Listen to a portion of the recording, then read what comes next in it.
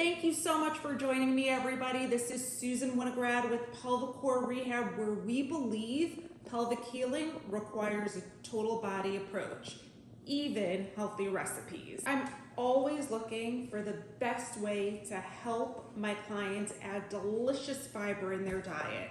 Fiber could be tricky. Certain types of fiber can give you a feeling of bloating or gassiness. In order to have your bowels and your digestive system healthy, we need to have those two R's, routine and regularity. One of my favorite clients helped me discover that basil seeds are an amazing alternative to chia. I find chia can make you a little bloated. Basil seeds have 15 grams of fiber per serving. They have omega-3s in them, tons of potassium, and have anti-inflammatory properties. We're gonna start with either unsweetened coconut milk or unsweetened almond milk.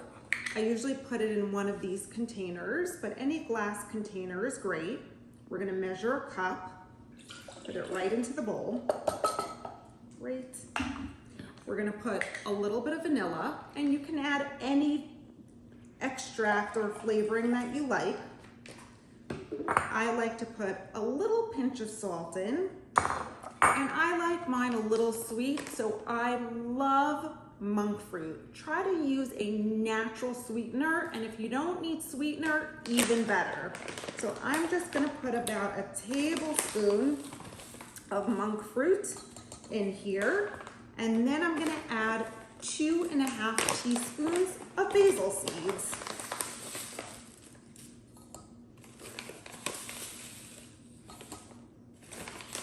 I'm a little generous with my tablespoons, but that's okay.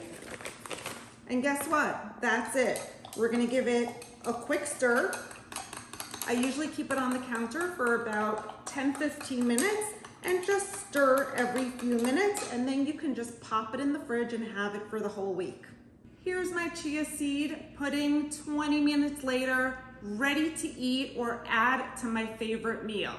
My favorite way to enjoy my chia pudding is mixed into my Greek yogurt and topped with a few almonds.